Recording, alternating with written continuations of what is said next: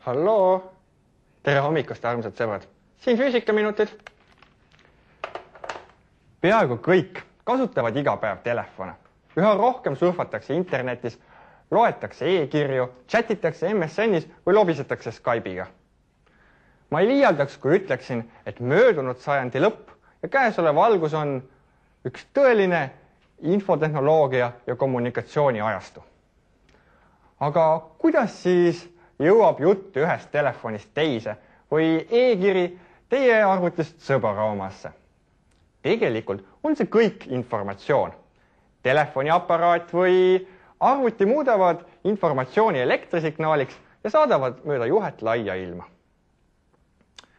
Teie juurest läheb info keskjaama. See on nagu üks suur, paljude ristmike ja valgusfooridega liiklussõlm, kus kõik info läbi käib. Et ühest keskjaamast hästi teisse jõuda, selleks on ehitatud keskjaamade vahele erilised, ülihead infoliinid.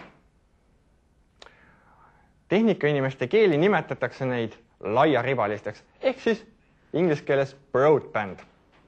Me võime ju ka mõelda, et need on ühed suured magistraalteed, kus on palju radasid, korraga mahub liikuma palju infot ja seda hästi kiiresti. Aga kuidas sellised infokiirded tehtud on, vot seda täna üheskoos uuriksimegi.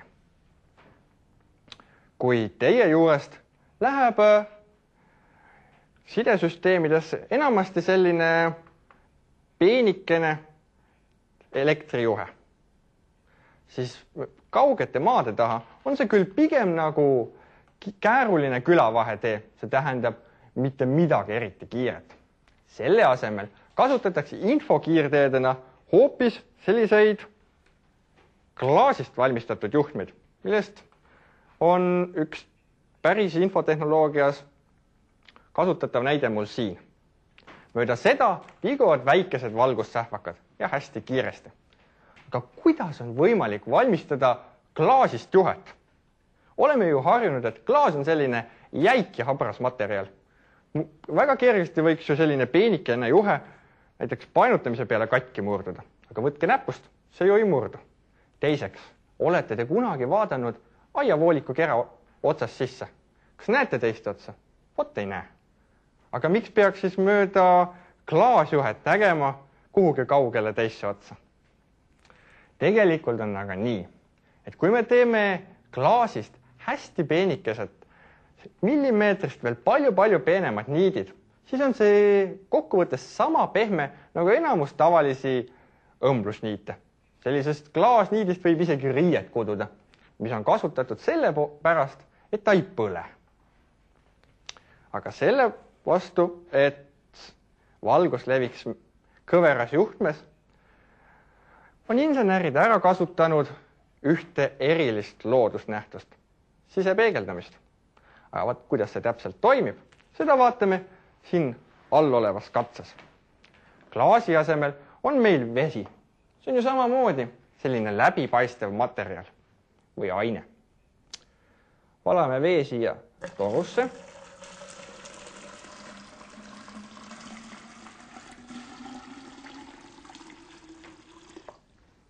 Nüüd, kui me võtame ära siit selle väikese klepsu, siis hakkab august veejuga välja voolama.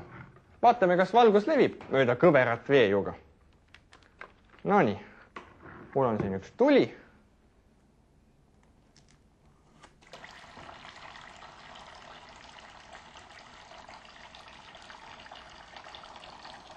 Kui nüüd hästi hoolega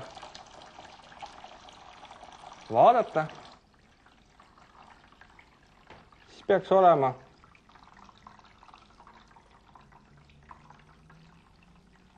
näha, et selle veeju ots helendab, kui ta minu peo peale tuleb.